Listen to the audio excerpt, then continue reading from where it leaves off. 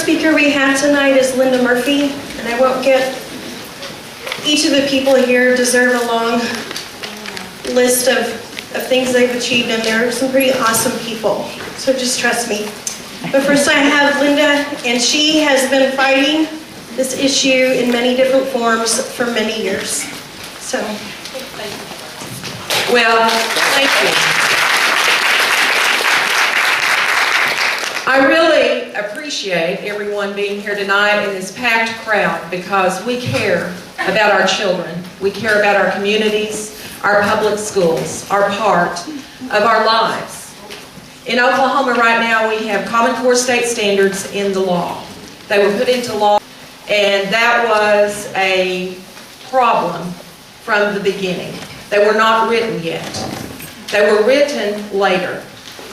They were put into law because we were competing for a grant, the Race to the Top grant. And to compete, to get the money, the millions of dollars, each state had to put certain regulations in place.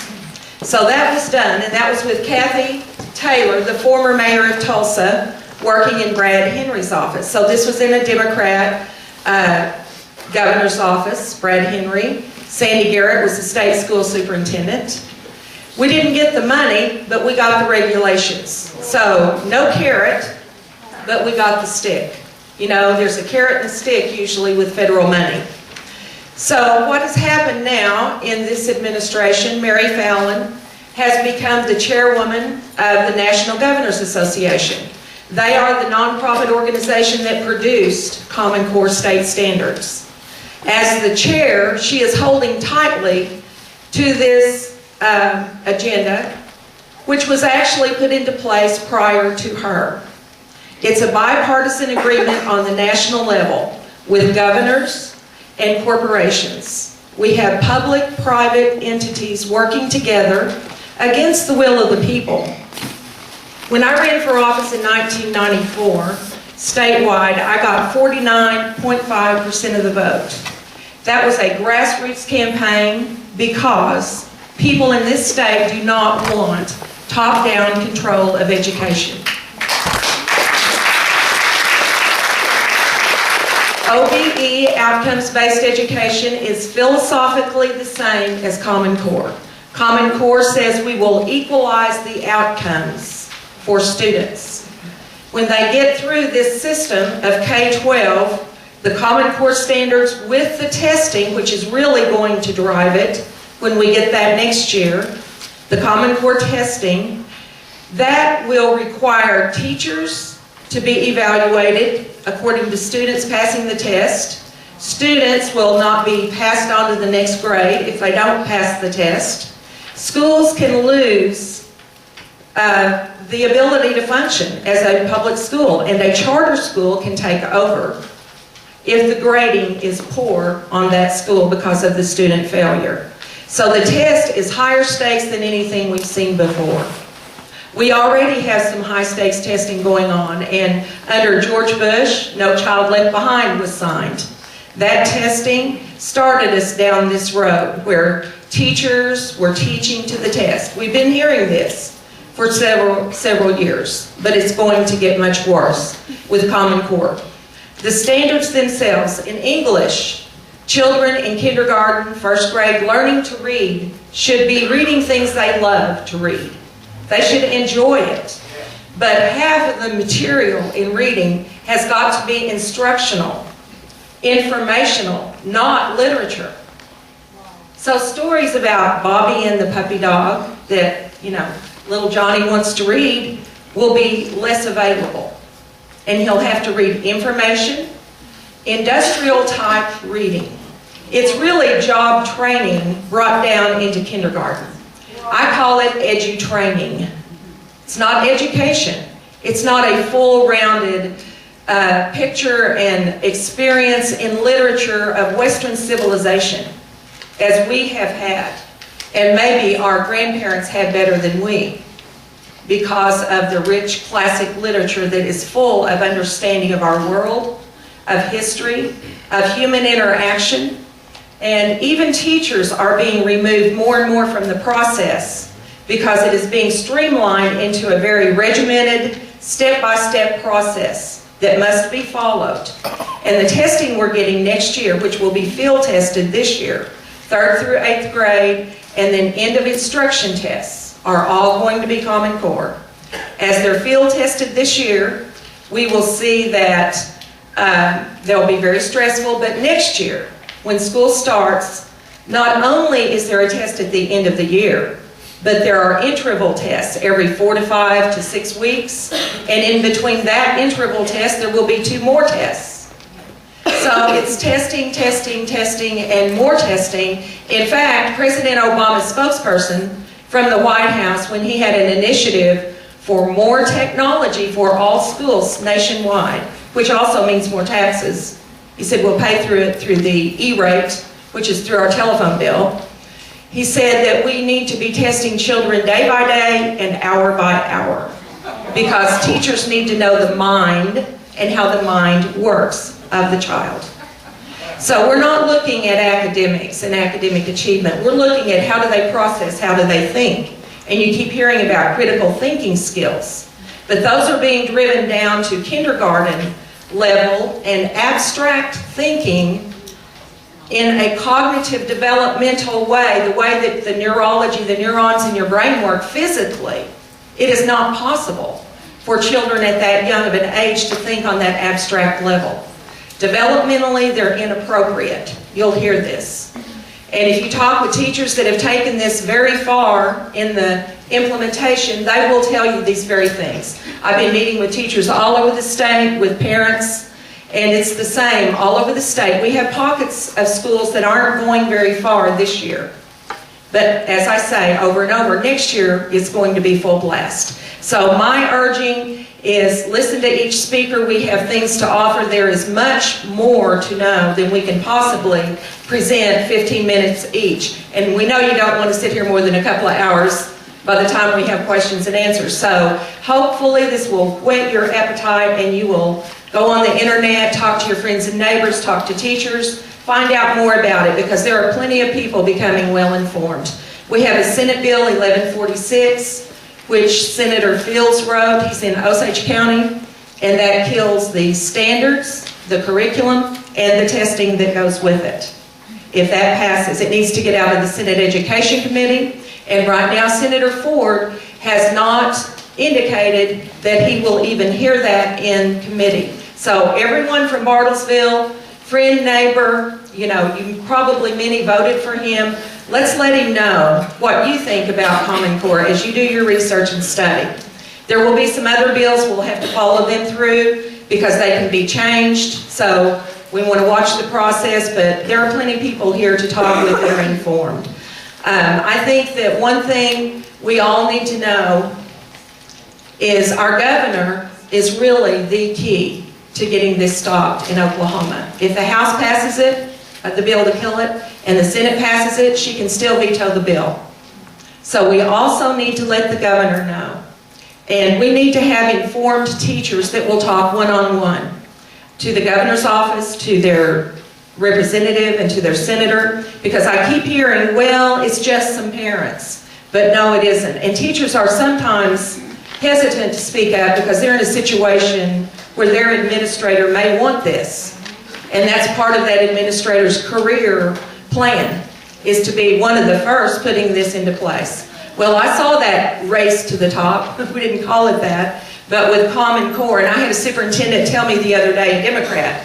He said, Linda, you were right in '94. And he said, my mother was a superintendent at the time, and I was too in a different district. He said, we spent millions of dollars that were wasted. But it still was better that we stopped it then and didn't go any further. Because this will not work. It will not produce a good education for our children. And that's the main thing. Thank you.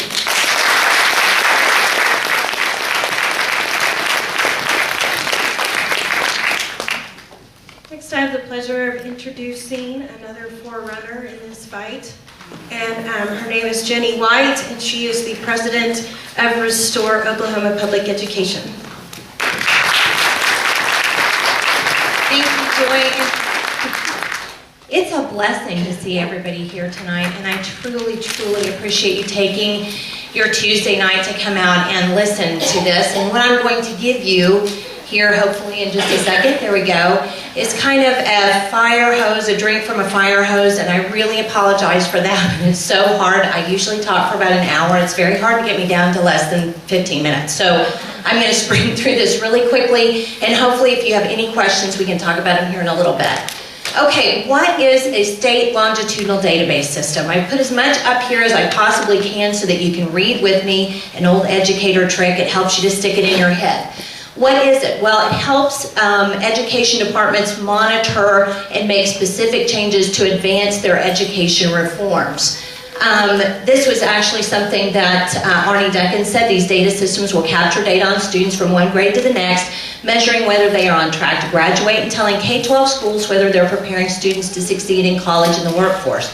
I thought schools could do that on their own. Certainly as an ex-teacher, I did that for my kids.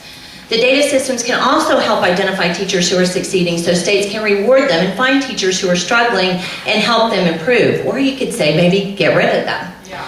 All right, so what is an SLDS? Well, an SLDS is also called a P20 or a P20W, where P stands for pre-K, 20 stands for 20 years of age, and W is workforce. They're frequently overseen by an unelected board of governors of a kind, but they're unelected. It's all bureaucratic. Many of the councils that are created from these are actually put into state law. Our P20 council was actually put into state law. Why? Well, because the Race to the Top application that we took said that you get more points for putting it in state law because that allows them to be assured that we're going to follow those reforms. So there you go. All right. We like to do a lot of memes at Rote because I think it helps people kind of put pictures, kind of help people learn. And so what I'd like you to see here is what we like to call the 4 pillars of education reform. And it's actually America's education takeover by, unfortunately, the Obama administration. And what you have here is you have the Common Core state standards, a state longitudinal database, teacher accountability measures, and something called a turnaround of low-performing schools. All of these 4 things were present from the very beginning when President Obama was elected and he gave out ERA funds. Do you remember that? Stimulus funds. Well, the very first thing that happened was states took something called the State Fiscal Stabilization Funds, or SFSF funds. And these 4 pillars were actually present as something that states had to begin doing if they were going to get their SFSF funds. So that goes all the way back to 2009. So then from there we've had a Race to the Top, which Linda just told you about, and No Child Left Behind, don't forget parts 1 and 2, and then also an early learning challenge. So to say that the federal government is not involved in this, whether they were involved in creating the standards or not, they've certainly had an excellent hand in being able to force them upon states or allow states to take them, creating lots and lots of strings. In the very first ESEA, the Elementary and Secondary Education Act, which was put into place by Lyndon Baines Johnson in 1965, it actually required data collection of schools, which is odd because computers took up rooms and rooms at that time, if you'll remember, but it did. But also in that very same piece of legislation, it it prevented the federal government from ever having any kind of nationalized standards or a nationalized database that would take students' personal information. Well, actually, since that particular time, we've kind of overridden those laws. They've never been repealed. We just kind of have forgotten about them and do our own thing. This is the little map that we created all the way back in 2010 when we very first started studying Common Core and the Race to the Top. If you'll look at that, this is a mapping of the 4 pillars. So the blue is Common Core, the yellow is recruiting teachers and the turnaround schools, and then the red is all the money that was from the federal government from ERA. Does anybody see what the largest part of this particular map is? What color is it? Green, actually, outside of red. I should have said, I always do that. I should point out, beyond the money, what's the largest part of the map? It's green. And do you know what green is? Data collection systems. So are the 4 pillars of education reform, is it really about education or is it about data? I think this particular slide illustrates what it really is about very well.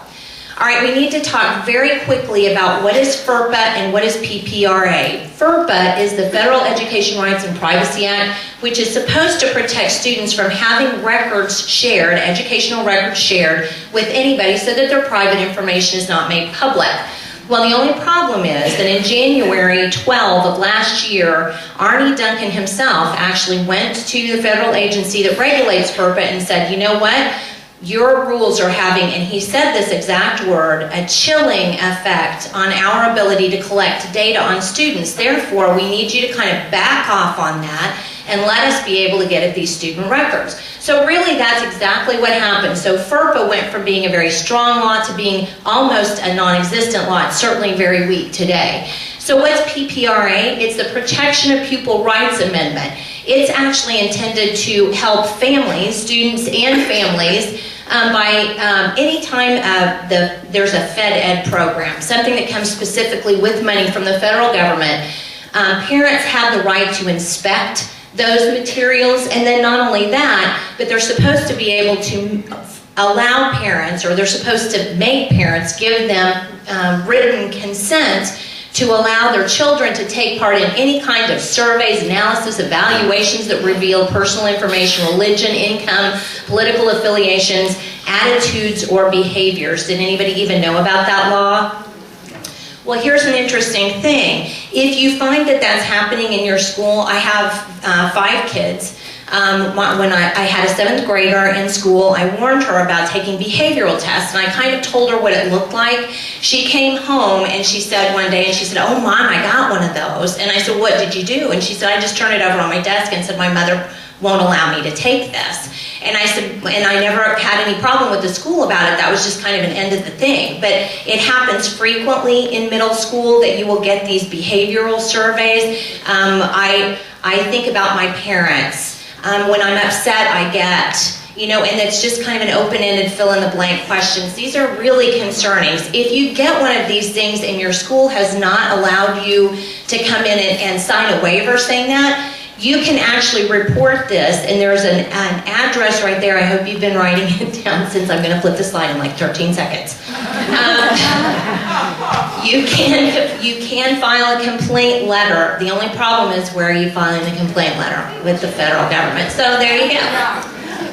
With the fox who's guarding the hen house. Okay, so what is HIPAA? Well, HIPAA is the Health Insurance Portability and Accountability Act. We've always all heard about that. FERPA deals with school records. HIPAA actually deals with HIPAA records, or health records, I'm sorry. But here's something that happened when Arne Duncan had the FERPA laws changed. I don't know if you know this or not, but inside your school, if you have a school, that light is right in my eye. If you have a clinic of any kind, a health clinic on site, anything that happens to your child in that health clinic, there have to be records. Anybody will tell you that. A school nurse has to have records of who she saw in her office. But the problem is that those records fall now under FERPA, because HIPAA is actually superseded by FERPA. So a lot of these federal grants that schools are getting now to create healthcare centers on the campus or in their school certainly wipes out any privacy you had with your healthcare records, and I think it's really important that people know that. All right, what kinds of data can be shared other than health records? Well, here's what I did. I always like to work in screenshots, because a lot of people say, "You're crazy, that's not happening, you're making that up." Well, I've actually been told I have a tinfoil hat on, which is okay because it matches my hair, and I'm all good with that. But here's the thing, I don't want you to think that I'm making it up, so I take screenshots of everything. And this is a screenshot from the National Education Data Model, which is actually a federal program that's run that collects data on students. I can't go into all of this. As I said, it's going to be a drink from a fire hose as it is. But these are some of the kinds of fields that are available to your state and your district and your school to collect information on students. So what would those be? Well, we have an employment end date. We have lots of things having to do dwelling ownership, what their education is planned, what their residence is after exiting or withdrawing from school. Why do you need to know that? That's interesting. What your religious affiliation is, your religious consideration, your voting status, whether or not you're a ward of the state, what your work experience is. I don't know about you, but I'm not comfortable giving just about any of that to anybody. So I just wanted you to know what's available there. So why would any teacher, school, or state need to give the federal government so much information? So why do we care about student privacy? What is the actual big picture here? Well, that's the big picture.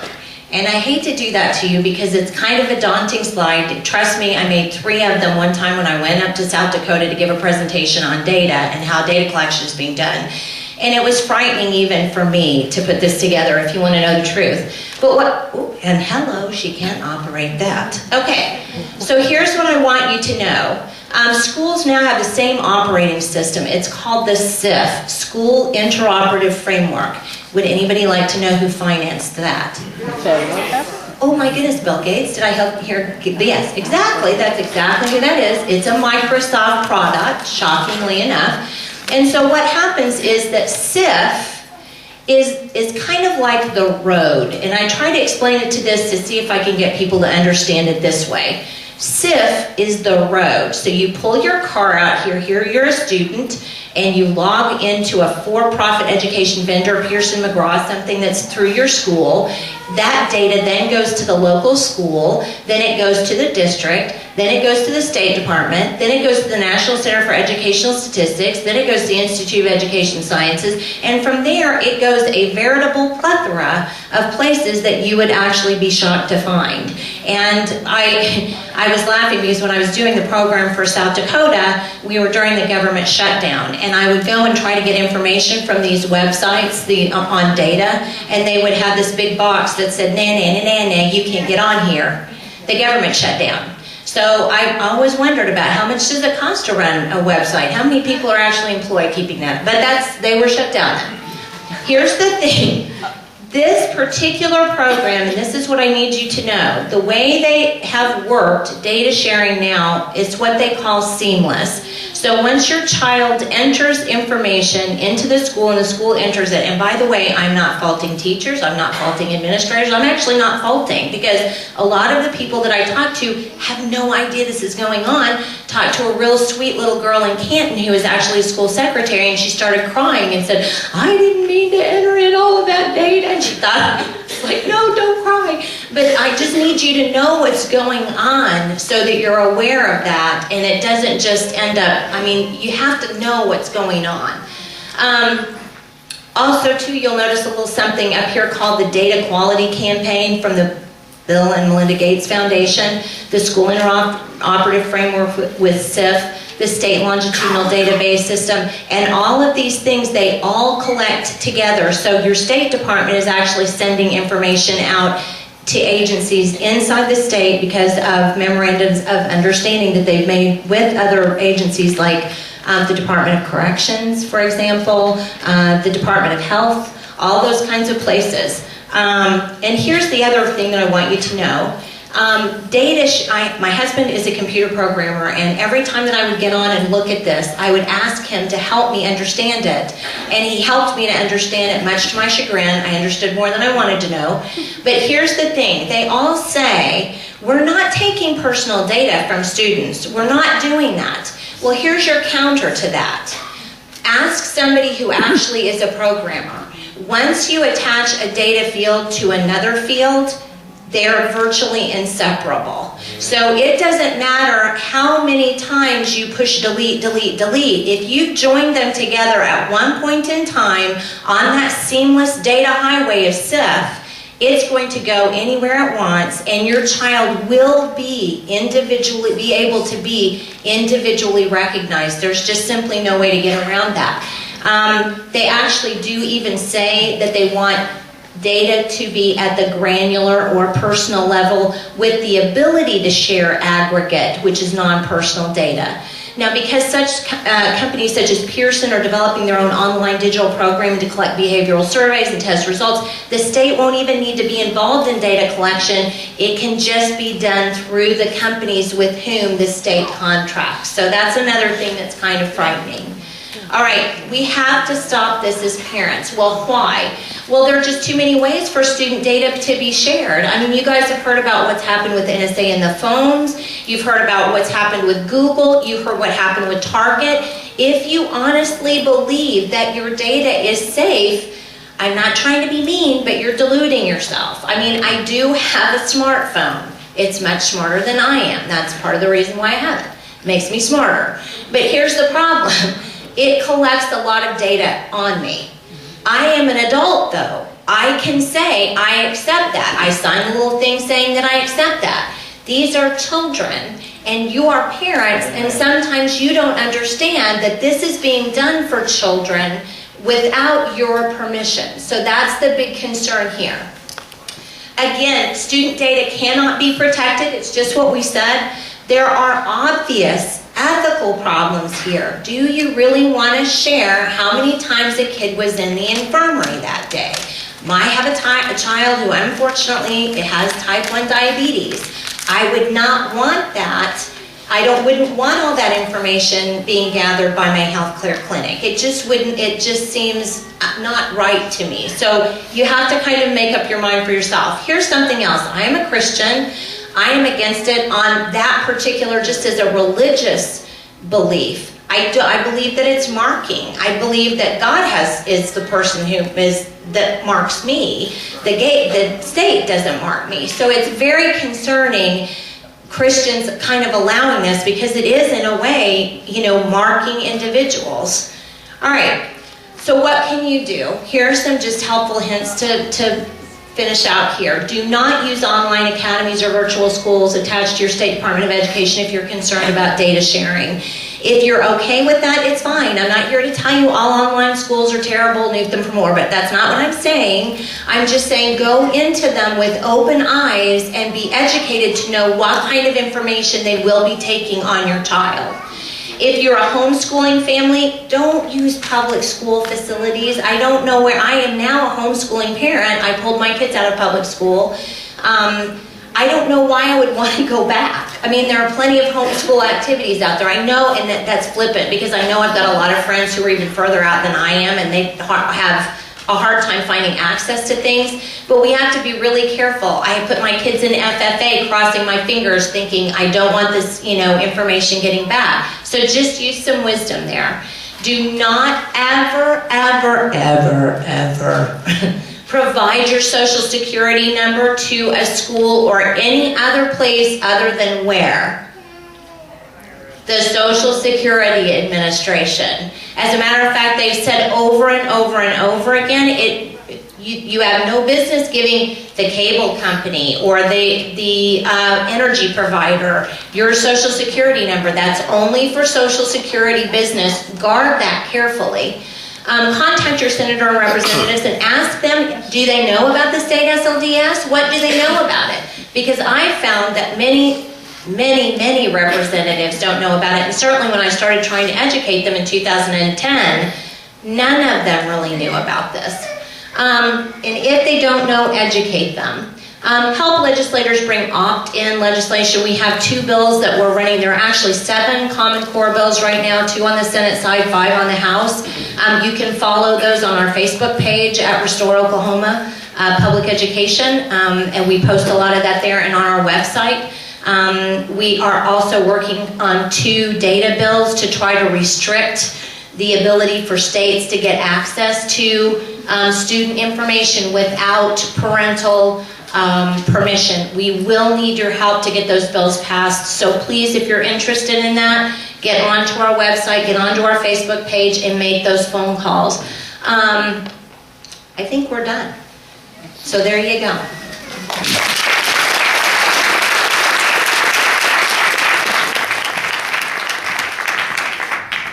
Now I'd like to introduce a fellow Bartian, Dr. Piper. who has a lot of great things to say. And I just appreciate him volunteering his time. Thank you.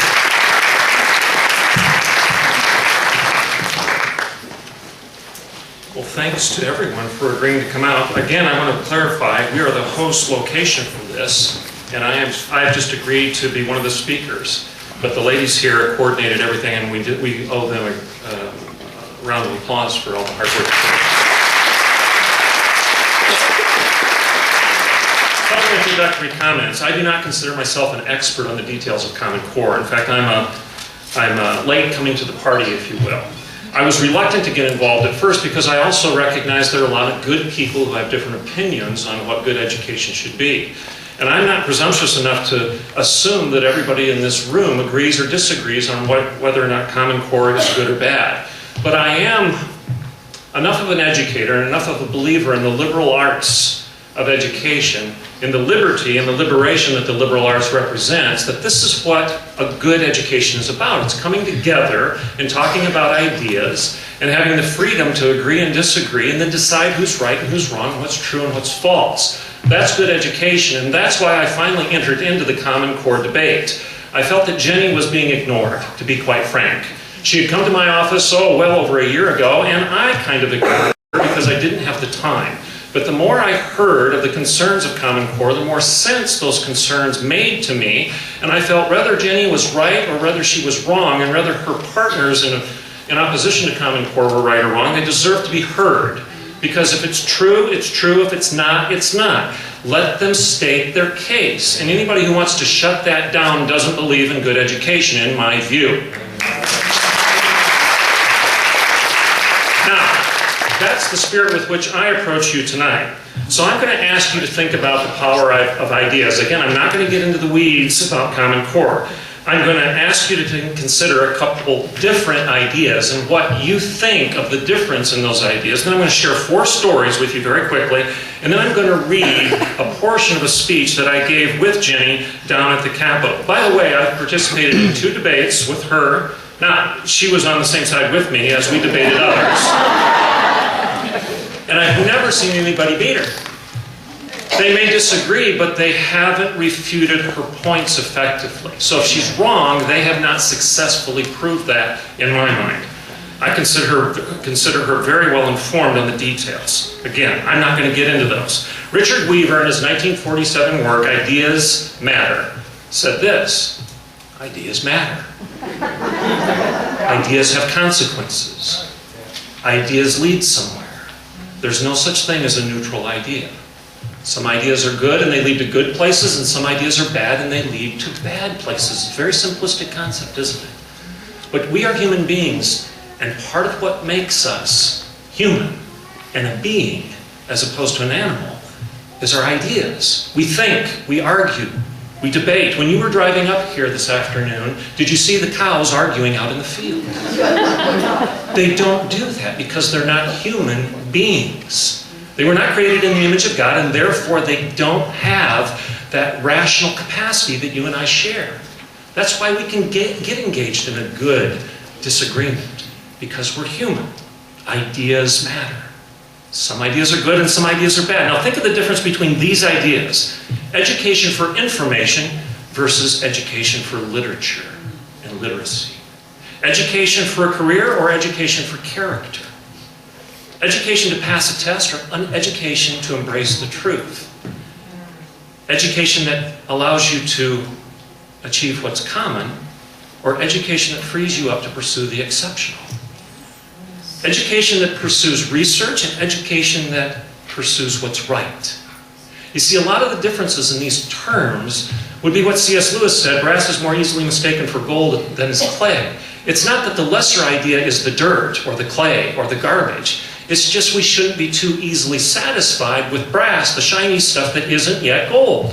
Information isn't bad, but it's not literature. A career isn't bad, we all need one, but don't you think you should have an education that gives you character so that you can perform that career honestly and justly and fairly and relate to other people as an honest human being? Commonality I consider to be an inferior, brassy, if you will, concept. Exceptionality is gold. we're debating today, in my view, is the difference between the Germanic model and the British model. The United States model of higher education, of education in general, was founded on the British model. And the British model was an education for a free man, a free people. It was a liberal education. The classical liberal believed in liberty and liberation. You're all liberals if you didn't know that. Okay, we'll get into that in a minute. I'm going to tell you 4 stories. 4 stories quickly, and then I'm going to read about a 4-minute statement to you. 2 debates, 1 governor, and 1 university catalog. Debate number 1. Jenni and I were debating down in Tulsa, I believe it was this summer, and we debated Brian Hunt and Chris Bench. 2 good men, they're good men. They may even vote the same way I vote. I suspect they may. Neither one of them are professional educators, I might add. And not to be pedantic or arrogant, but I am. And so is Jenni. And if we're going to talk about education, I'd like to at least receive some due respect that I might just know a little bit about what I'm talking about. Now, Brian Hunt at one time became very, very exasperated with something that I said because I kept emphasizing, and Jenni probably did too, I don't want to steal her thunder, but I kept emphasizing that education, the best education is local education. And that the best education of local education is education from the parents to the kid. That parents have the ultimate responsibility, and then the local community does, and then the local community assigns that or delegates that responsibility to its teachers and its school board. And that's good education. And the higher up the ladder you go, the worse the education becomes. Give the local communities, the parents and the families, and the local teachers the freedom to educate their kids. That seemed to make sense to me. The first story is the response from Mr. Hunt, who has served on the school board in Tulsa, I believe, if I remember correctly. And no, I'm not kidding, he said this. Dr. Piper, you've emphasized local education. Like he wanted to say ad nauseum because I wouldn't let it go. You've emphasized local education as being the best education. And this is a quote. Do you really believe, Dr. Piper, that that type of local control could be assumed responsibly by communities like Hugo and Sallisaw? And there was a gasp in the room. I'm being serious, this is not facetious. I felt sorry for the man because everybody just had a gasp of disgust. Because what he just said is those poor, stupid souls in Hugo and Sallisaw aren't smart enough to educate their own children.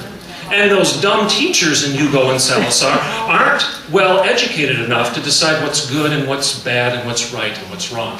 They need to be told by somebody that's smarter than them. Because Hugo and Sallisaw can't do it on their own. I find that disturbing. And so should you. My response, by the way, was, well, Mr. Hunt, the last I know is those poor, stupid, homeschooled families in Hugo and Sallisaw are doing a lot better job at educating their kids than the poor souls that are subjected to your crappy education. Second story. Jenni and I had been invited to debate on OETA TV on a Sunday afternoon. A couple individuals, one of which was the school superintendent for Stillwater Public Schools.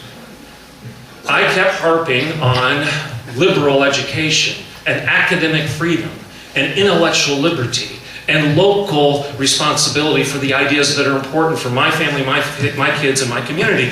The superintendent, in exasperation, at the end of the program, and her last word was this: it doesn't matter what Piper says, because we've already decided and the legislature has voted we're not going to talk about it anymore. Now, she could not have made my point or yours any better, because what she just said is her ideas are worthy of discussion and worthy of being taught, but mine aren't. Because we're not going to talk about ideas any longer. Now, what kind of academic freedom and intellectual liberty is that? Somebody above me and somebody above you is going to decide to shut down the debate, and I don't consider that to be liberal education. It's foreclosed. It's ideological fascism. I'm going to use your word there. Now be careful how you use that. I'm not contending that there's a political agenda there. But do you know what a fascist is? Do you know where the word fascism comes from? It comes from a binding of sticks together into a controlled and strong bond. Dozens and dozens of twigs bound together in a handle for a hatchet is a fascist. And it's intellectual fascism to decide that we're going to bind together a certain group of ideas and none other are welcome. I don't accept that. That's not good education. 2 more stories and then my 4-minute summary. 2 weeks ago, the governor of New York indicated that all those who disagree with him, who are conservatives, radicals in his view, those that believe in pro-life, those that believe in traditional marriage, those that believe in the First and Second Amendment, those that are constitutionalists, those radical conservatives can leave the state. They're not welcome there. Well, that's very tolerant of him, isn't it? Does it smack as if he just advertised that he can't tolerate your intolerance? And that he hates those hateful people. He knows that nothing can be known. He's absolutely sure that nothing is sure. It's the dog chasing its tail of the progressive era. It's the arrogance of the human mind coming alive before your eyes where somebody says, leave if you're not going to agree with me. That's not classical liberalism, folks. Finally, one last story. And I'm going to try to tie them together so that you can understand why I'm telling you these things. In 2001 course catalog, the University of Michigan has a course entitled The Ethics of Corporate Management. I'm glad that they're teaching it. I'm from Michigan. I'm glad they care. The course description, however, says this. This course does not deal with the personal, moral issues of truthfulness and honesty. I'll say it again in case you didn't get that. A course on the ethics of corporate management says, this course does not deal with the personal, moral issues of truthfulness and honesty. You see, the reason I care about Common Core is I want to decide how to teach my kids what's right and what's wrong. I would like to, as a community, have the liberty and the freedom to select teachers that are going to do a good job of teaching character as well as a career. I would like these teachers to have the liberty and the intellectual freedom and the academic integrity to delve into the classics and literature rather than just passing on information. And I would like them to pursue the exceptional rather than the common. I would like to have the liberty within the state of Oklahoma that anybody can come here, whether you're Mormon, Mennonite, Muslim, or Methodist, and express your ideas because the First Amendment protects you and allows you to do that. I may not agree with you theologically, but you should have the freedom to express yourself. As Thomas Jefferson said, if it doesn't break my leg or pick my pocket, what do I care? That's liberty. That's constitutional liberty. Brian Hunt doesn't want to give you the local authority if you're from Hugo and Sallisaw. The school superintendent of Stillwater says we've already discussed these ideas and we're not going to do so anymore. Andrew Cuomo says leave his state if you disagree with him, and the University of Michigan doesn't even care to discuss ethics within those personal moral issues of truthfulness and honesty. Ideas have consequences, and these are bad ideas. And I don't want some elite individual in San Francisco or New York City or Washington, D.C. or Wichita or Oklahoma City telling me what to think or how to teach my kids. I'm going to read this to you and then I'll be quiet. Good education, classical liberal education, is one that in its purest form, paradoxically, is a balance of confidence and humility. Our confidence must be in the truth, which is the only reliable foundation for liberty. Only truth breaks the bonds of oppression. Only truth silences the arrogant. Only truth overpowers the despot. Only truth gives us the freedom to bring all ideas to the public square with the confidence that in the end we will keep those ideas that are good and get rid of those ideas that are bad. Our humility, however, must be in ourselves. We must remember that our Creator laughs at our wisdom, and our wisdom is no better than His foolishness. A truly educated person understands such a balance of confidence and humility. Confidence concerning God's ways, and humility concerning our own. Remember what Os Guinness has told us. All truth is true, even if no one believes it, and all falsehood is false, even if everyone believes it. Truth is true, and that's just the end of it. Human consent has nothing to do with it. Nothing to do with what is true. We will only find truth when we place our confidence in it, and not in what pedantic pedagogues declare to be common. This is why I'm against Common Core. I'm against it because I believe in academic freedom. Freedom to pursue the uncommon, the exceptional, the unpopular, and freedom to not be constrained by the consensus or the crowd. I'm against Common Core because I believe in intellectual integrity, the integration of head and heart, in fact, and faith, that is directed by the student's thirst for truth and not the state's hunger for control. I'm against Common Core because I believe in the liberal arts, in liberty and liberation, a free mind and a free man, rather than one held in bondage by politics and power and what is popular or common. I'm against Common Core because I believe in the humility of the student rather than the arrogance of the state. I'm against Common Core because I refuse to celebrate the mindless march of lemmings careening over a cliff of commonality. I'm against Common Core because I'm tired. I'm so very tired of the politically correct and boringly predictable ad hominem attacks on the questioning voice such as mine. And I'm tired of the obvious ad populum fallacy implicit in the word common. I'm against Common Core because of the intellectual mediocrity that has already resulted in many of its proponents not understanding a thing I just said.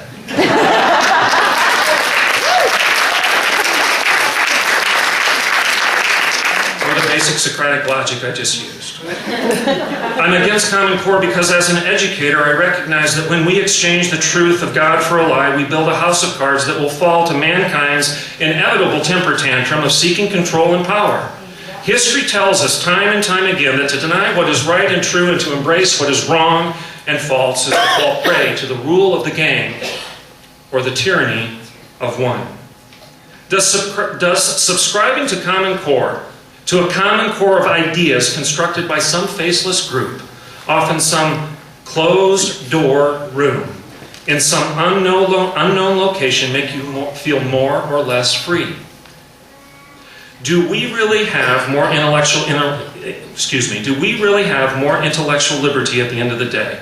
Or are we becoming more and more enslaved by the constructs of what the Germans call the Übermensch, Superman, the power brokers, the elites, the fittest, if you will, who have survived in the political arenas of campaigns or college campuses?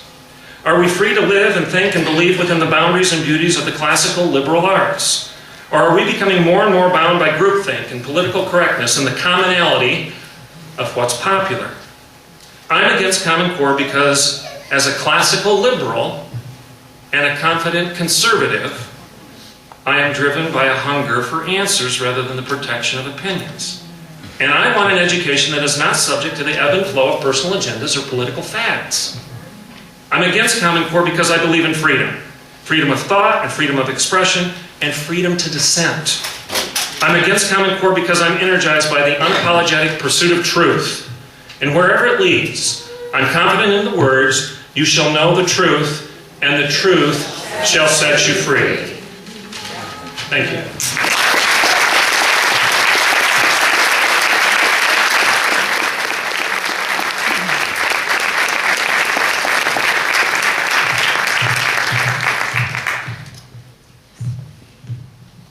Last person I want to bring up here before Q&A is a mom. And a mom who has experienced firsthand what Common Core is about in its full implementation. And here in Oklahoma, we are just tapping our foot in the water. So, without further ado, my new friend, Kristal.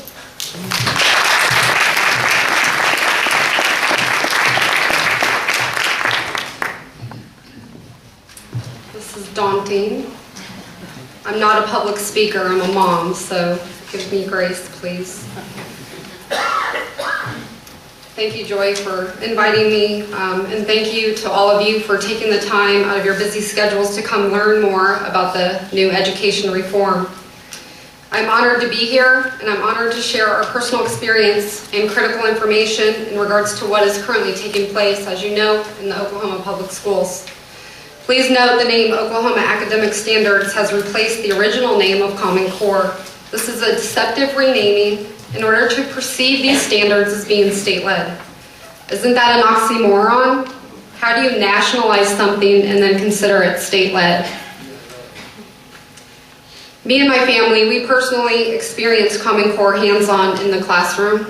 Our children actually attended a pilot school in Aurora, Colorado. We were there for 3 years. It was a P20 21st century school. We uprooted our family specifically to get away from Common Core in hopes to give our children a more traditional approach to education, specifically reading, writing, and math. What a tremendous difference it made in our children. In fact, it was a turning point for my 8-year-old. He soared and they soared because the traditional standards here were real and genuine. They were clear, they were exact. The major difference that we saw was that teachers here were actually teaching. They stopped, they took the time, and they valued every single student as an individual. So who says our current standards in Oklahoma are not already good, or great for that matter? And how many parents are lined up outside all of the administrator buildings demanding a major overhaul of the state standards? I'm going to read to you the definition of rigor. You will hear that often with the new standards. The definition of rigor is the difficult and unpleasant condition or experience that is associated with something. Harsh inflexibility in opinion, temper, or judgment. The quality of being unyielding or unflexible. An act or instance of strict severity or cruelty. A condition that makes life very difficult, challenging, or uncomfortable. This is what they want our children to do. I'm also going to read the definition of common. Common is done by many people, occurring or appearing frequently, widespread, general, characterized by a lack of privilege or special status, falling below ordinary. That's the definition of common. I can tell you about 3 months ago, I started noticing Common Core materials come home again when I was making copies for the teachers. I started asking the teachers. They were reluctant to talk, mainly because I knew they were in fear of their jobs, but the consensus was that they felt Common Core was not practical and they knew the testing was excessive. I then began to ask some of the parents around Oklahoma, and not a single parent I approached had heard the words Common Core. This is exactly the same thing that happened to us 3 years ago in Colorado. Nobody knew about this slow progression of Common Core. It somehow snuck itself in, secretly, quietly. Now, if these standards are so great, then why are we having to secretly implement them? Amen.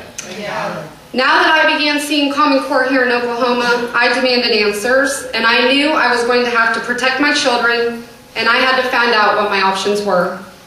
I contacted the administrators and the superintendents, and I had a heart-to-heart with them, and explained all of our past hands-on experience with Common Core.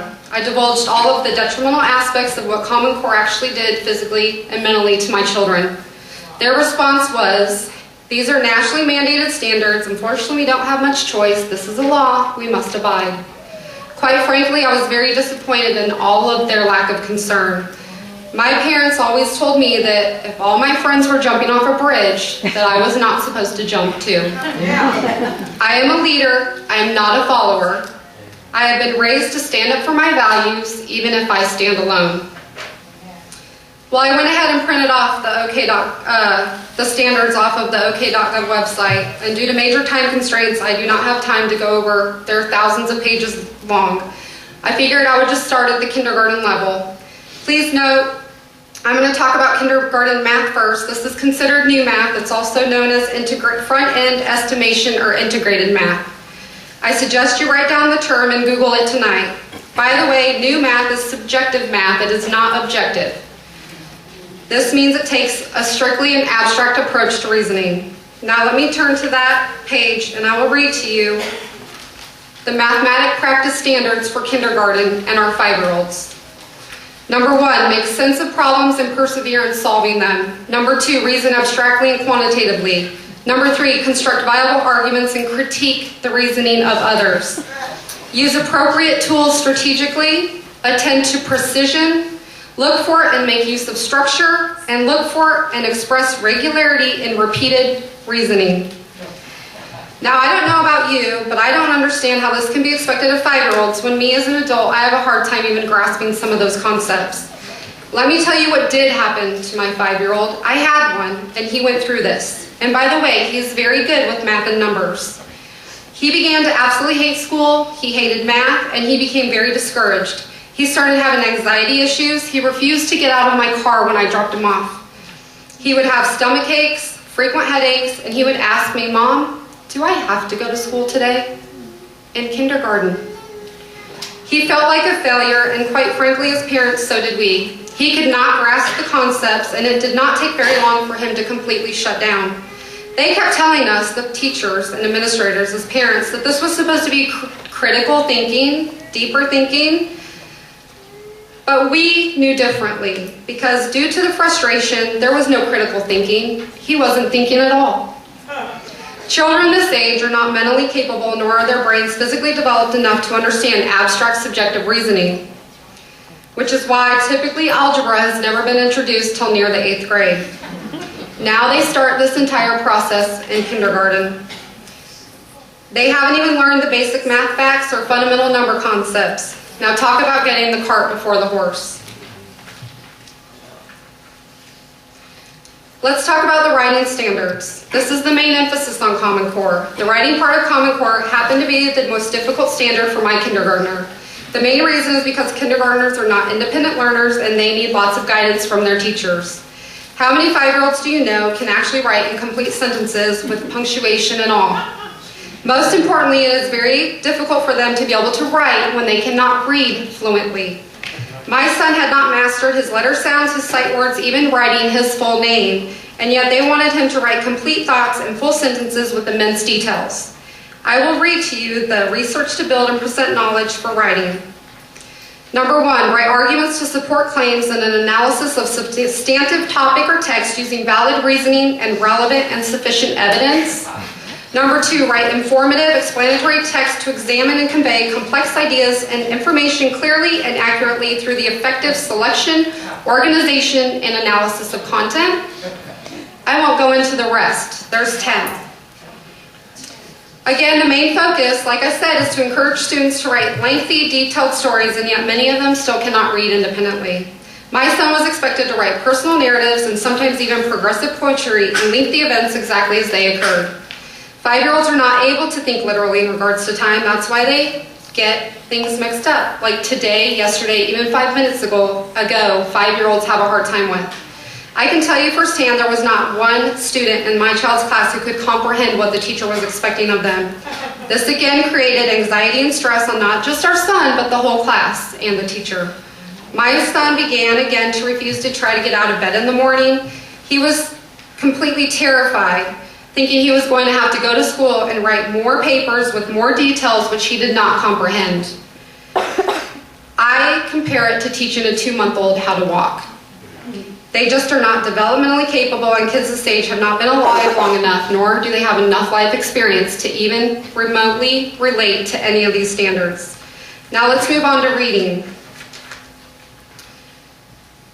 The anchor standards for reading are: number 1, read closely to determine what the text says explicitly and make logical inference from it. Cite specific textual evidence when writing or speaking to support conclusions drawn from the text.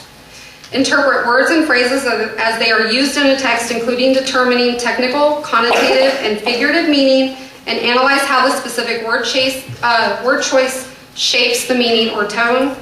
And integrate and evaluate content presented in diverse media and formats, including visual and quantitative, as well as the words.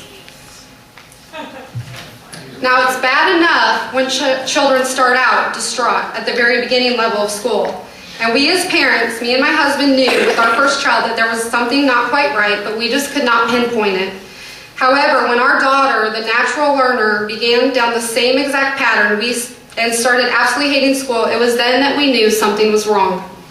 When we moved here to Oklahoma, the 2020 hindsight vision was even brighter because the schools here were not doing this yet. My children grew by 3 academic years after we moved here. We've only lived here a year.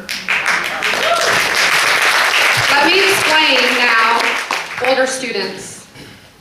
how this is going to affect 3rd through 12th graders. Because this fall, like Linda said, August 2014, all Oklahoma schools in all grades are mandated to implement these standards 100%. And you see there's a major problem called a gap, and it is huge. Imagine if a child has been taught only a traditional approach his entire life, and that's known as a fact-based approach to learning, and now what happens when they're only tested on the new transitional subjective materials? Let me give you an example scenario. Let's say I teach you in this room for 5 to 10 years all about airplanes, the makes, the models, the engines, you name it. You've studied, you put forth your best effort for 10 years to master the entire product line. Now it's time to take the final test, which is an EOI exam, which stands for End of Instruction, in order to actually graduate. Your boss now will hand you a test with questions only related to automobiles.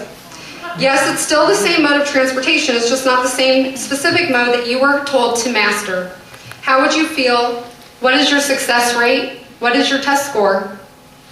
Do you see where the gap lies?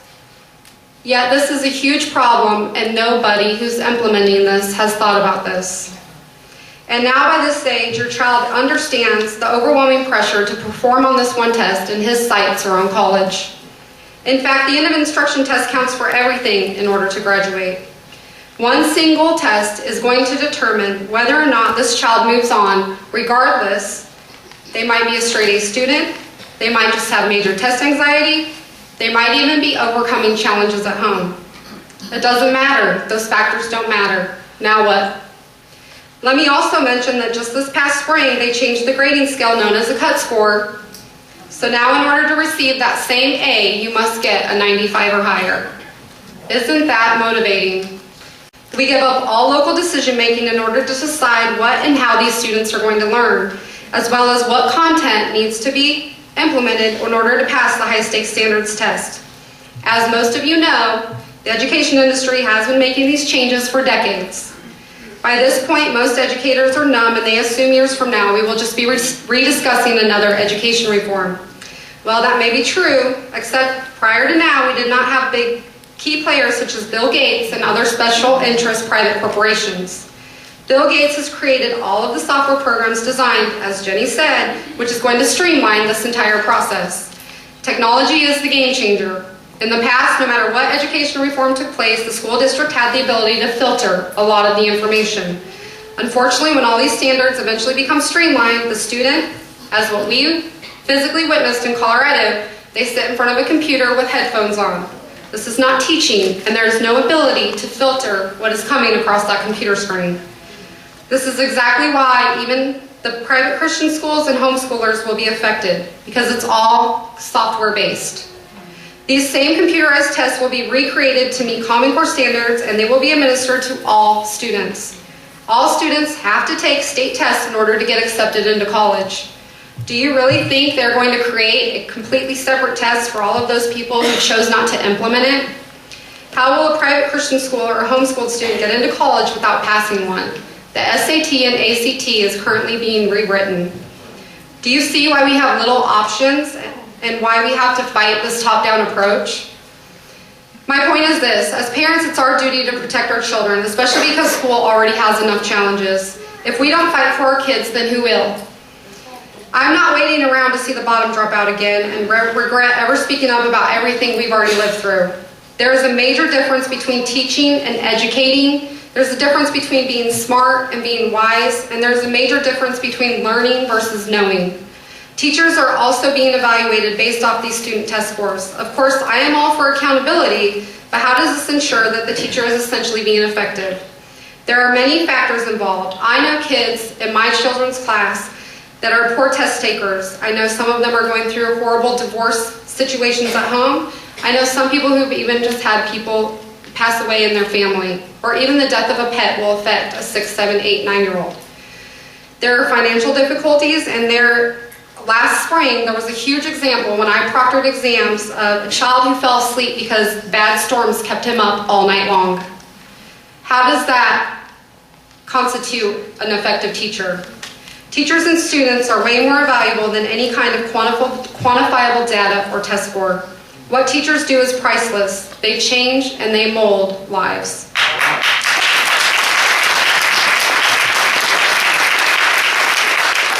Not to mention now, because I volunteer a lot in the classroom, I see behind the scenes how much time teachers are having to spend in meetings, shuffling paperwork, and doing administrative reporting duties instead of being able to focus on teaching. Common Core to me is like a disease. It is a slow, progressive, cancerous tumor that is growing inside of our schools right now. We can't just fight to get rid of high-stakes testing because the standards themselves actually drive the curriculum and drive the testing. We have to remove the root of the problem, not just alleviate the symptoms. Bottom line, Common Core in short amount of time has already proved to fail. You can just look at any other state, Colorado, New York, Florida, Georgia, Kentucky. And quite frankly, my child is not a robot that I send to school to be programmed to pass tests. Amen. If my child, or any child for that matter, is not engaged, they lose interest. Whatever happened to curiosity, adventure, and resilience? Should we be training and programming our students to just pass tests, or should we be inspiring them? Plus, I'd really like to have the somebody define college and career ready. How do these standards guarantee that for every student, especially after years of high-stakes testing? Are you telling me that if my child doesn't go off to college to receive a college degree that he is not considered successful? Is the hardworking farmer that farms 400 acres, the fireman, the business owner, or even a military helicopter pilot down the street not successful? Amen. It takes so much more than an opinion-based standard of college and career ready to convince me. I don't buy it. I refuse to sit back and watch every child's joy for learning and every teacher's joy for teaching be taken away. We are created to do so much more. I am really sad for the kids too in our community, the neighborhood children who will never know the beauty of a good inspirational classic literature novel because it's going to be far more important to read informational text like an EPA guideline. I'm sad for the kids who will always think that understanding a mathematical process was more important than getting an accurate answer. I sure don't want to ride in the car that kid is going to engineer. More importantly, I do not want them administering my medical dosages when I'm in my retirement home. Now, if these are the standards and expectations in kindergarten, you can only imagine how they rise and climb from there. As a parent, I attempt to rationalize why a national standard will expect my 5-year-old to be thoroughly engaging, clear, precise, and informative and instructive in every single aspect, but yet nearly every element of the grading assessments, the evaluations, and the curriculum are nothing but ambiguous, rhetorical, and vague. I'm all about setting standards, but we must have concrete, realistic standards that are attainable as well as measurable. By rigorous, what they mean is excessive in workload, because we know once Common Core gets started and really rolling here in Oklahoma, you can go ahead and expect tons of extra homework.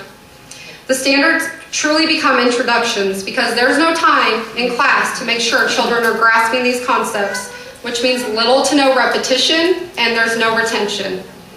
Teachers were once able to inspire and motivate students to become passionate, creative, innovative thinkers, but now they are strictly facilitating scripted standards, literally, due to the benchmarks and modules that they have to check off. I suggest you ask your child's teacher how overwhelming all of this is. They're essentially double teaching. Especially here in Oklahoma, I've noticed the traditional education teachers are going back to overcompensate, and I say thank you. My kids need that. Benchmark after benchmark, moving through this at a rapid pace, teachers have no choice but to go through the motions. There's no time to teach anymore, you see. We have lots of rigorous standards to achieve. Our children lose their individuality, and most important, teachers lose their flexibility. It's called the race to nowhere, and the good teachers and the good leaders that really want to teach either retire or quit. How many teachers and principals just quit or retired in your own school district? At our school, we had 12, and we've had 4 new principals in the last 3 years, out of 8 schools that I know of. Oklahoma is currently in the baby steps of transitioning into Common Core, but it's already having a huge impact on our community. I could spend hours and hours up here sharing with you my story, and I could give you detail after detail about our personal story and other major facts because I've been doing lots of research and fighting this for over 4 years. This is a very complex national education reform. I suggest you go home and do your research. Back on October 14th of last year, I started this journey here in Oklahoma. Since then, I've been receiving emails and phone calls daily from parents, teachers, and students all over. I have a few brave souls that actually came here with me tonight because they wanted to share their stories too. Teachers and parents all over the nation are standing up and speaking out. What's alarming is that if you go and YouTube the stories, they're all the same. Every parent, every teacher, every student has the same story. What the legislators and the proponents think is happening with these standards and what is actually happening in the classroom are two different things. I chose a presentation to do at the end here, and I chose a very specific song to go along with the end of my presentation because I think that what these standards forget the most is that these are children. They forget that these students are young, they forget that they are vulnerable, and they forget that they are human beings with feelings who are striving to do their best, to be everything they can be, everything but common. And they deserve more than rigor. They are not machines. These are our children, and they are God's children. Amen.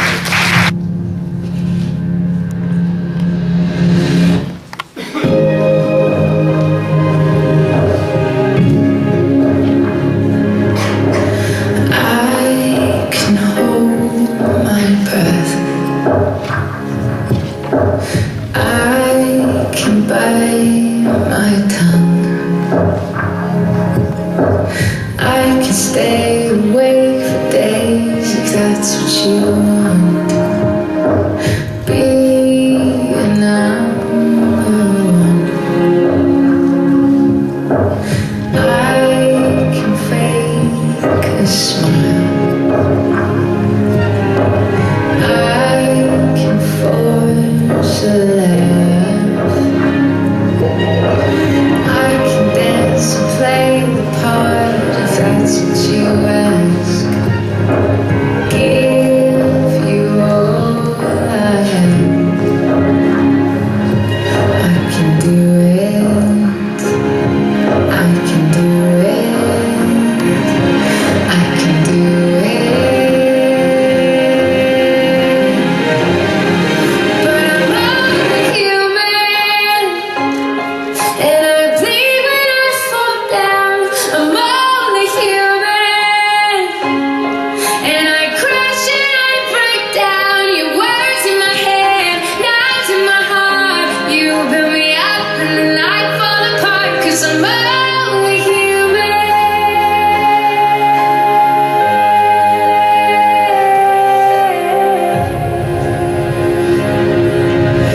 I can turn it on. Be a good machine. I can hold the weight of worlds if that's what you need. Be your everything. I can do it. I can do it. I'll get through it. But I'm only human, and I bleed when I fall down. I'm only human, and I crash and I break down. Words in my head, knives in my heart. You build me up and then I fall apart. 'Cause I'm only human.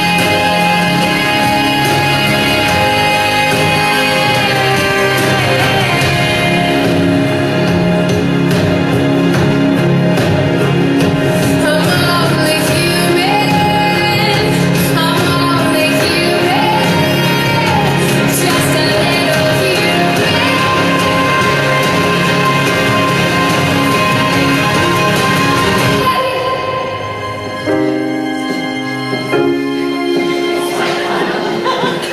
I can take so much till I've had enough.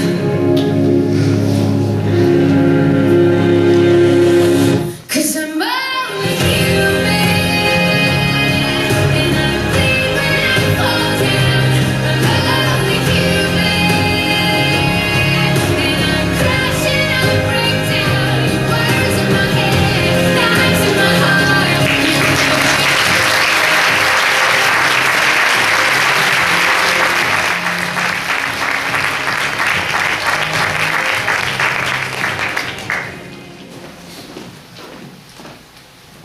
So then Common Core is it's a government mandated curriculum that they're gonna test rigorously too. Is that the idea?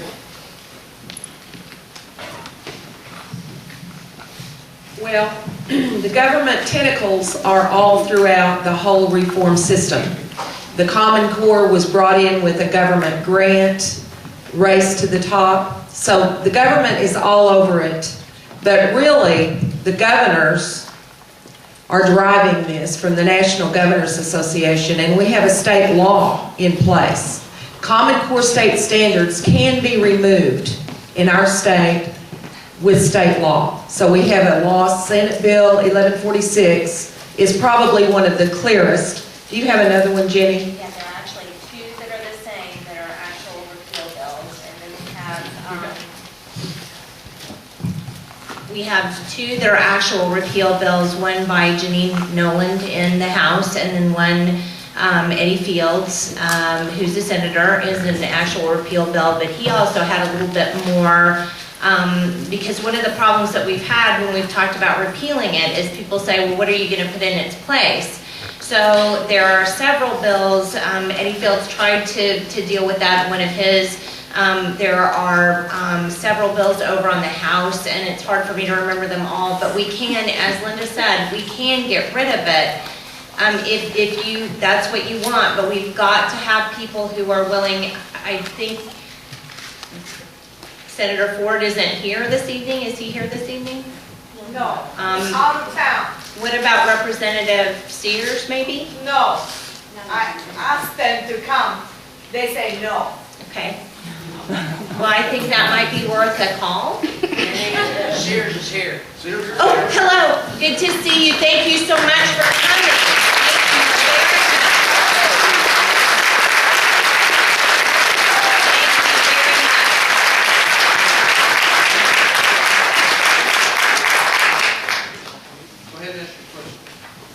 My question is for Mrs. Murphy. Will you run for superintendent of education?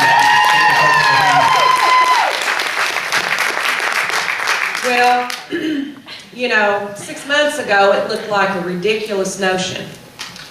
But because of the grassroots support across the state for this issue and the undeniable need to get this changed, I am considering it. It may be possible in April to go ahead and file for that office and run. I'm going to throw out something as Jenny, you know, there are so many complexities, details to all of this. It's Common Core state standards are in law. That's the key right now. And the testing follows that. But we have the state longitudinal data system, as Jenny well explained. There are many, many other aspects to what's happening in this system transformation. And one thing that's not understood, I would run as a Republican. I ran before as a Republican. I served in Governor Keating's office as education advisor. We stopped outcomes-based education and school to work in state law in Oklahoma at that time. So I know that we can do it, but the confusion that comes in right now, I see a lot, is with charter schools not being understood. And we've had a lot of Republicans embrace the idea of charter schools as competition, as Milton Friedman talks about free enterprise, and competition is the only way to improve any system. We can certainly agree with that a lot, but we need the laboratories, the opportunities in local schools to create. I used to teach and I taught at the OEA convention. I was doing in-service training for teachers, and teachers all over the state used to do this. If you knew something, had an expertise in an area, you would go teach other teachers. And this is what we need, the laboratory of learning and education, because the charter schools are now becoming so technologically centered, and we've got huge corporations running them for profit. Our state superintendent, Barisi, said in the Norman Transcript in 2011, the newspaper, that we need to look at the model in Arizona. It has 350 students, 6 teachers. How do they do that? Technology. So charter schools are not a good thing in many, many cases. They can be good if they're parents and teachers. So that issue has created a lot of confusion. There are people in the Republican Party who think they've heard this over and over. And if you just focus on that idea of competition, it sounds good. But we need to see what's happening in the real world. And what's happening is huge corporations are driving this more than anything else. There are several issues that I'm concerned about. One is, my guess is somebody along the line is going to say, well, if we do this, we're going to lose some federal money. So I need an answer to that. Is that going to come up? And the other thing is, when are we going to go back to teach cursive writing? Get away from these kids. I don't want my granddaughter learning on a computer. I can't look and see if Che Guevara is idealized like an article or a paragraph I found in a library book downtown for second graders. I want to know what's in there, and I can't find that out from some computer screen in my granddaughter's school. Parents need to know what are the curricula. Well, I can give you some minute details on the funding, and I think one of my frustrations is the State Department of Education has not been very accountable with where the money is going. We used to have open books that used to be fairly easy to find these kinds of figures, and it's becoming increasingly hard. But I will tell you this, with Common Core, we were given state fiscal stabilization funds early on for lots of different things, and we accepted that kind of along with that money. We did apply for a Race to the Top grant, which we never got. So we don't have any federal money even to give back in that particular instance. We did apply for and get something called a No Child Left Behind waiver. For those of you who don't know, No Child Left Behind had a very interesting notion that by 2014, all, and I mean ALL, children would be proficient in math and English. I have a 9th grader who still can't put his shirt on right, or a 9-year-old, I just made him 9th grade, 9-year-old who still can't put his shirt on right. So what we tried to do was the government, again, the federal government, instead of fixing No Child Left Behind, came back and then gave us a waiver from that particular onerous 2014 necessity. We got the waiver. No money came with that waiver, just the ability to get out from under that. So there are no real federal dollars that go with the implementation of Common Core. There are with the state longitudinal database. We've applied for and received $6 million in federal money for that. So we would have to give that money back to get out of it, and I would sure hope we can make that happen. But there are, other than Arnie Duncan coming out and saying in the press that he would pull Title I funds from states who tried to get out of the Common Core, that's not happened, and there's been a lot of pushback on the Common Core throughout the United States. So there really is, to answer your question, not a verifiable number of funds that would be associated with removing the Common Core. Got a question? I just want to touch on that for a little bit. This is totally an opinion and perception, but we were in Colorado where they get way more per pupil money. I don't know the exact number, but I know it's a lot more than Oklahoma, because Oklahoma's at the very bottom.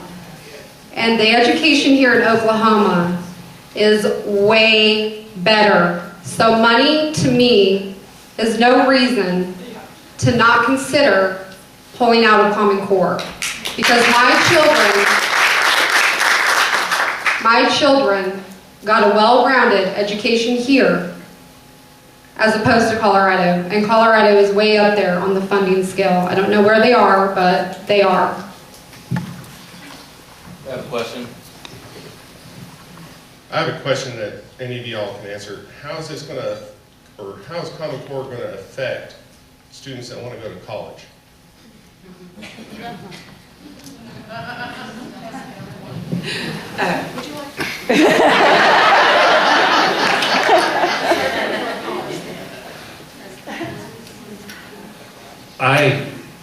think I made my point earlier that I think the best education is an education that frees up the human being to pursue excellence rather than to accept commonality or accept average. Now let me play devil's advocate a little bit here. Let's say that we failed. Let's say that we're not happy with our educational product. Let's say that it needs to be improved. One of the problems I have is you don't hand the solution to the people that caused the problem in the first place. So I think that, no, seriously, I do think that needs to be considered. Who are you asking to solve the problem? And if there is a problem within the state of Oklahoma, who is being called to the table to come up with a solution? Is it the National Governors Association? Is it some other state's standards? Is it Bill Gates? Is it somebody from Washington, D.C.? Is it Arnie Duncan? I don't really know the answer to all these questions, but I would rather trust you and our local teachers who have been trained well to teach. I think any liberal, progressive teacher should have celebrated and given a standing ovation to what I said earlier about academic freedom. Teachers should be allowed to teach, and I have confidence that if your teachers teach, they will be prepared, those students will be prepared to go to college. Now let me answer more specifically on college preparation. There are various different standards that are going to be used to assess whether or not your kid's ready to go to school. GPA, class standing, SAT, ACT scores, all of those are going to be considered as part of a comprehensive formula as to whether or not the kid's college ready. It's not just one measure on one test. In fact, some kids perform very well on the class standing, but because their class is so small, it really doesn't mean that much in terms of their college preparation. So when we evaluate applications at Oklahoma Wesleyan, we look at everything. We look at everything and we try to take into consideration the kid's capability, his or her capability, as it relates to standardized tests and work ethic and class standing and character. I would much rather take a kid that had a 19 on his ACT who has demonstrated exceptional character than a kid who has a 25 or a 26 who can't tell me the truth. That's right.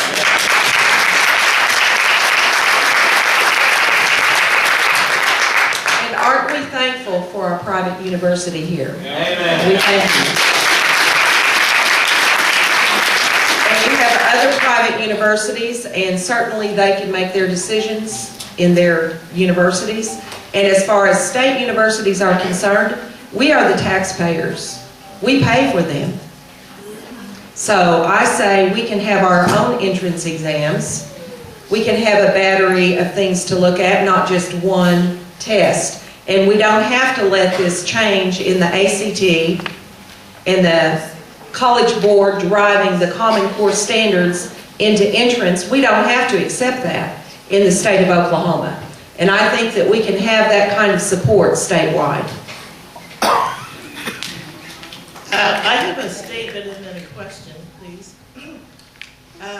Approximately 50 cents of every dollar spent by the state of Oklahoma comes from the federal government. 50%. Oklahomans need to understand that with every federal dollar we take, we get strings. Lots and lots of strings. And it's time Oklahomans face the fact that we need to wean ourselves away from federal grants and federal money and start standing on our own. My question is this. Last year, I think Rope tried to run a law asking for just a monetary accounting of what implementation of Common Core would cost the state of Oklahoma. And I believe legislators blocked that bill from ever being heard. Is that true? Yes, that's correct. Gus Blackwell actually put together a really nice House bill last year, which was going to be creating a task force to just study the cost of Common Core.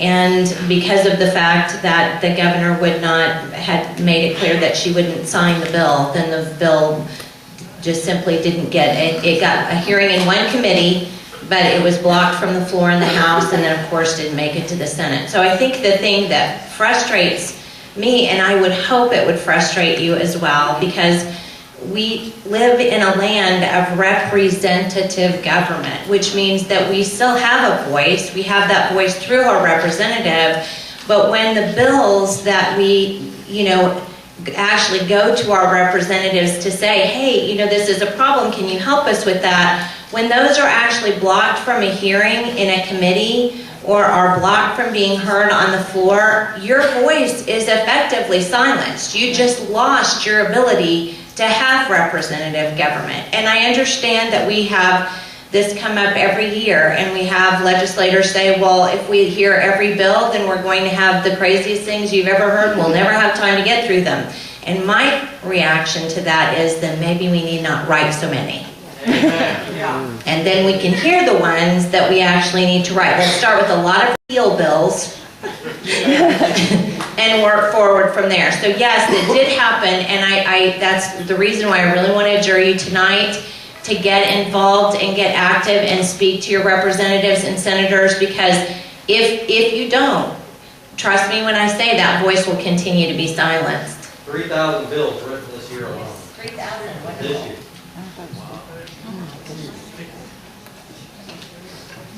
It's been suggested that perhaps citizens get a petition together to have a referendum in the November election to let the citizens vote up or down on Common Core.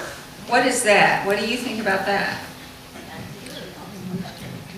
Well, I think that is ahead of where we are now, because we do have bills and we have legislators working hard to try to get Common Core stopped. That could be done if we are not able to succeed in this legislative session. So is May too late? I don't know the date. I really haven't looked. I think it's 90 days for, do we have anyone here that knows, Randy? 90 days for the petition, and from the time you start, you have 90 days. So evidently there would be time before November to do that after the session in May. Another thing, I'm just going to throw this out, because I think we need to elect our state school board. Our governor has been given more power to appoint the entire school board when that person comes into office as governor. They get a completely new board at that time. That's a lot of power. Plus, the Secretary of Education serves under the governor as secretary to the governor cabinet, the cabinet of the governor, and that office has been increased in power. So the governor has greater power than ever. And we actually elect, by our state constitution, the state superintendent. That person is the voice of the people. That's the elected position. But because of the way the board is being handled now, the state school board, it's really overriding the power of the office of state superintendent, which is the elected office. And that's why we hear Janet Barisi say, the governor directed me this, the governor directed me that. She said that repeatedly when I debated her in November at the 2nd Congressional District meeting. So there are some things we need to do by petition, I believe. But I did want to point out one thing that kind of concerns me about a referendum petition. I agree wholeheartedly with what Linda just said about we're not there yet, because I think there's not enough education about what Common Core actually is among all of the people. And here's what I fear would happen should we do a referendum. You have Bill Gates, you have Jeb Bush, you have lots and lots of, stand on the children. Stand for children. You have a lot of really deep pockets that can come to bat to create all kinds of beautiful, beautiful ads. Just hear them now. Oh, the children need this, and if we don't have this, I just see really bad things happening with a population that's not quite educated enough, and then lots and lots of deep pockets, and I think it could go the other way really quickly. Have any of you had an audience with Senator John Ford? Yes, we actually audience. Yes, we actually have. He was very kind to us, and it was Lynn and Dana and Julie and I, all four of us who make up rope, and we made an appointment and actually asked him if we could come in and speak to us, and he was very kind, but it was a frustrating experience because he was very sweet and ushered us in and asked us to sit down and was very polite, and he said, I'm never going to hear the bill. So while it was a very pleasant conversation and there was no yelling, there was no argument either because he has made up his mind. So we just sat there and kind of smiled and sat on his couch and then left. So that was... I talked to Mr. Ford for an hour last week, and it's like a dog chasing its tail. These are just standards. These are just standards. I said, well then, if these are just standards and it doesn't drive curriculum, why are we spending millions of dollars on new textbooks? Why can't we use the current textbooks that we have? No answer. I said, if these are just standards and it doesn't drive the curriculum, then why do we have all these high-stakes testing? How is the child going to pass the test if we don't teach the curriculum or the standards? No answer. There are many questions that you can ask him, and you will get zero response. He will say, well, this has to do with high school dropout rates and college remediation. I said, well, I'm worried about my son getting into 4th grade, let alone college. He hates school so much right now. Actually, he doesn't anymore. He has an amazing teacher.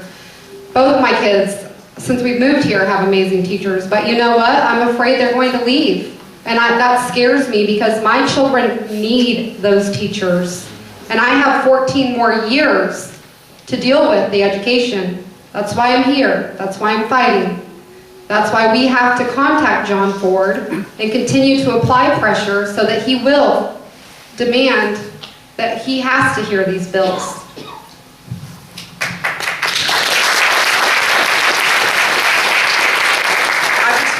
That I did talk with John Ford in his office this spring at the state capitol, and I took with me a young professor from Tulsa who had come through the social sciences, through the civics, history, and government, and was pointing out some of the very serious problems that we have in these standards. Civics, it says that the early American history for high school students will not be taught until after the Civil War era. And there's no trigonometry in the math. Okay, no trigonometry in the math. And we did talk a lot, and Kristal gave a great presentation on how ridiculous the rigor is and what that means in these younger grades. On the top end, we've got a lot of things being cut out. The math is especially a problem, but when the literature gets to the high school, at that level, they have to read 30% literature, 70% informational. It's training, it's not education. But John Ford listened and was very irate, actually, with this young man because the young professor was very upset. He teaches American history and government. I think it's a matter of not believing these are problems. But I told John that I would be talking with him further, and I consider this a conversation tonight with the community of Bartlesville. All of you who live here, you are his constituents, and he will listen as more and more people tell him. And like we've said in the political arena, if they don't see the light, they'll feel the heat.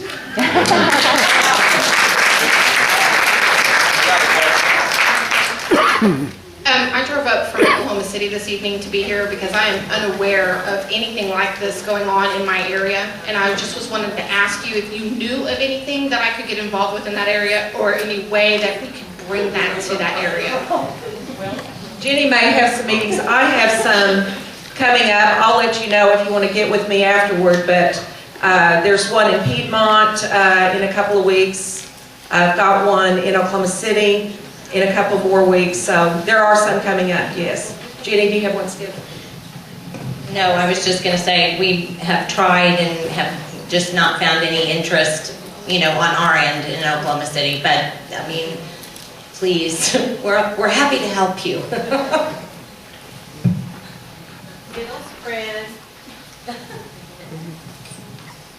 Okay, my question real quickly here.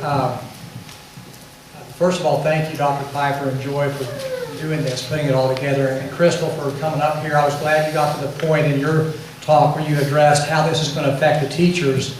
I've been in a lot of classrooms over the years, and I'd like to possibly hear from Mr. Sears in a minute about this. My concern is how many good teachers from the traditional school are being driven out, and that only the ones that are really conditioned by the modern teaching practices are only ones going to be able to stick with this because they've been indoctrinated to stick with it, with the rigor, as we say, that they'll put the kids through it because they've got this brave new world idea that they're going to go for no matter what. And they've been somewhat conditioned, somewhat brainwashed. Dr. Piper, when you said, you'd think that the progressive, liberal-minded teachers would embrace this, but the problem is they've been indoctrinated into a fascist system, as you said.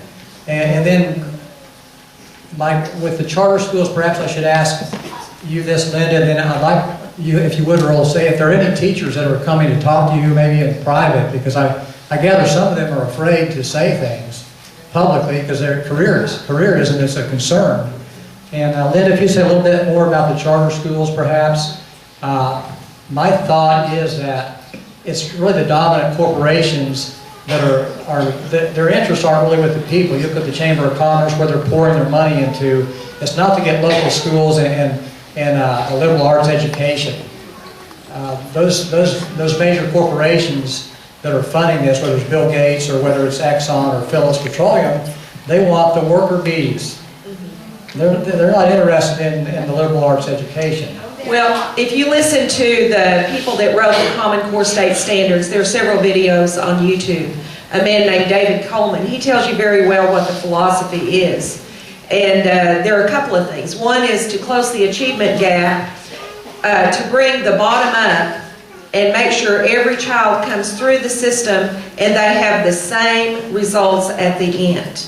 They consider that social justice. You've heard this term. There's a real political worldview integrated into the way the Common Core Standards are written and the purpose they're being driven. He says, David Coleman says that we need to pick the low-hanging fruit, those children that would not get through normally. Now, unfortunately, that's not going to happen anyway with the way this is written. As Kristal demonstrated, those standards are ridiculous, and kids that have been failing and haven't been engaged in the classroom are not going to get engaged with that. So a lot of the philosophy is contradictory. I don't know if you've heard the term cognitive dissonance, but you have a thought going this way and another one that comes along in the opposite direction, and they contradict each other. You've got to, bring that into some kind of agreement. They can't both be true. So we've got a lot of people, I describe it this way. We have a lot of people at the table at the top.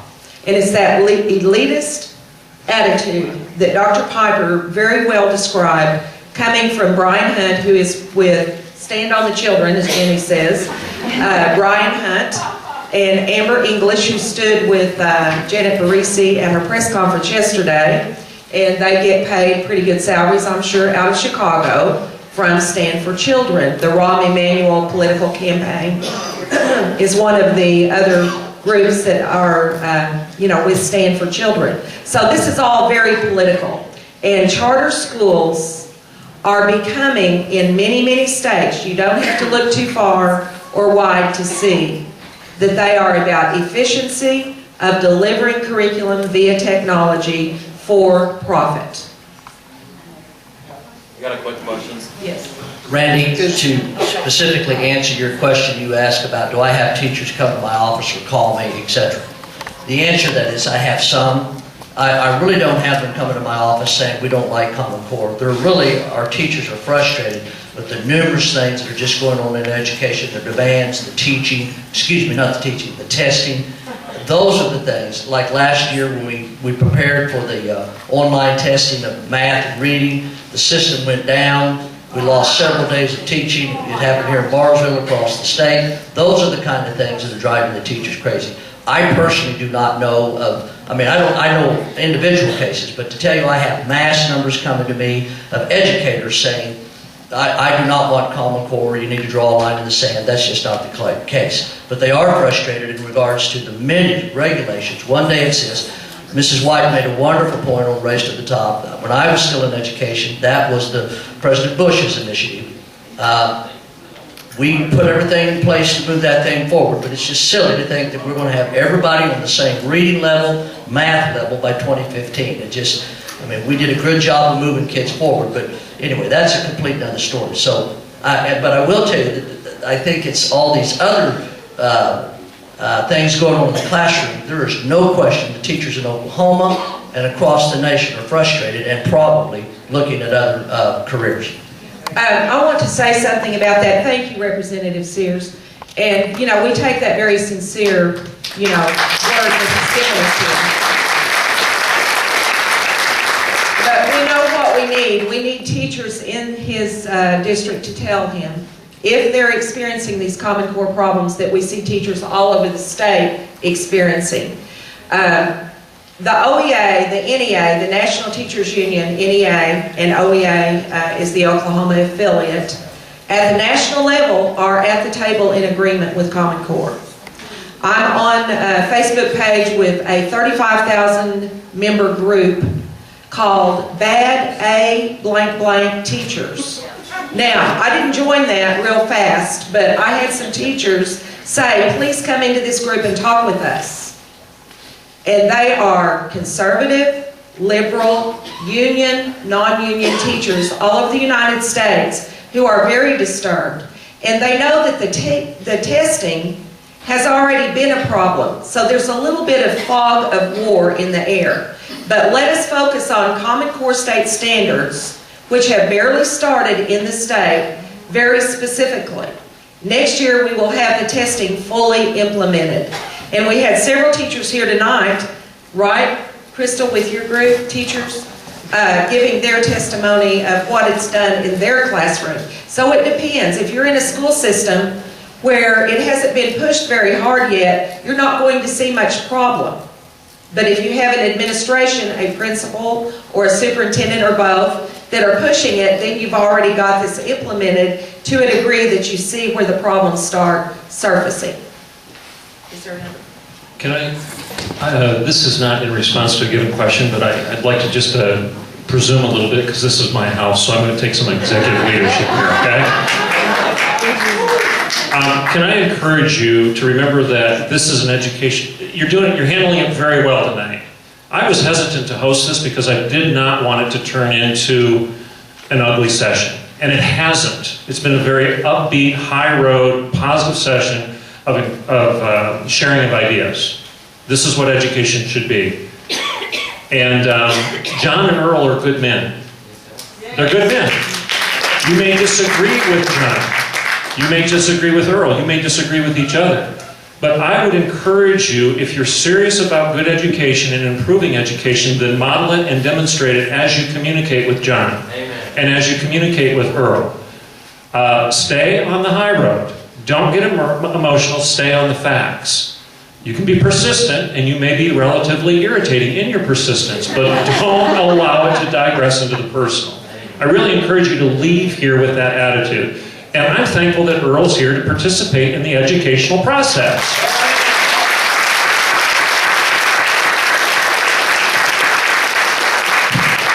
Is there any place that we as citizens can go and review typical tests and the expected answer? Is there a website, or do the schools or the school board have any of that material? I've proctored the exams for 4 years, even though my child has never even taken one. And quite frankly, I get a little upset about all this money we're taking, and yet I'm expected to volunteer my free times to supplement testing nonstop. I don't mind doing it, but I can tell you it's a pretty silly process. And no, you are not allowed to see the test. It is like unbelievable what they go through. The teachers have to take down everything off their walls. What they can't take down, they have to cover with black or white paper. The kids are essentially so anxious. Some of them are crying. Some of them are throwing up in the bathroom. I mean, it is an unbelievable process. And I would urge you to proctor the exam and see what these teachers and these students have to go through. It is like a private, I don't even know how to describe it. You would think that we were handling the most confidential material you've ever seen in your entire life. And that was just for 3rd grade. I don't know what happens in the high school. I've always only been in the elementary level, but even in Colorado, they had to do the same thing.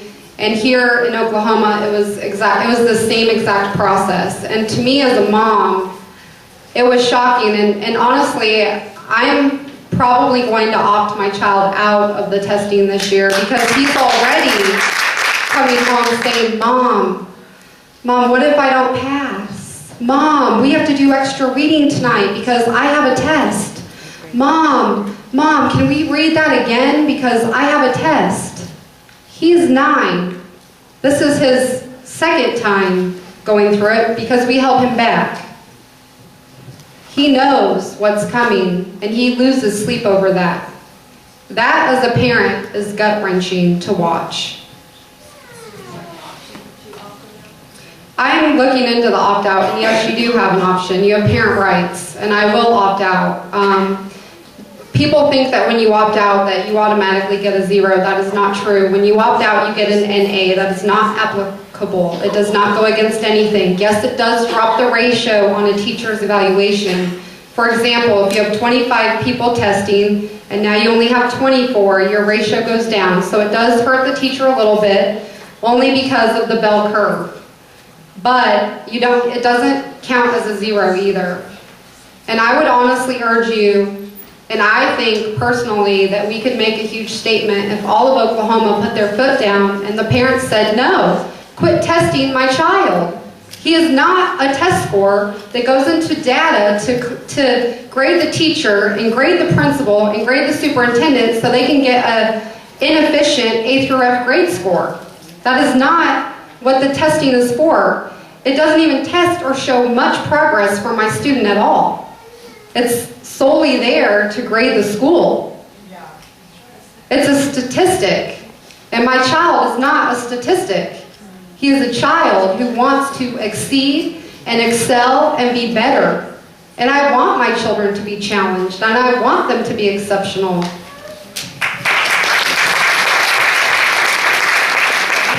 About what is in the test, this is really a problem we have in our state. We should have some of our trusted people who are elected, who represent the people of the state, look and see what is in the test before it's given to students. Our state school board, there was a little bit of a complaint by one state school board member, I believe it was Amy Ford, when they voted on this testing contract this year. $34.45 million for 3rd through 8th grade Common Core testing, which we're getting ready to start next year, be field tested this year. There was a complaint she had that they had not seen the information about the testing companies. What they were actually given, and I went into the state data to look at the bids that were put in and the requirements, the specs that they had to meet to bid.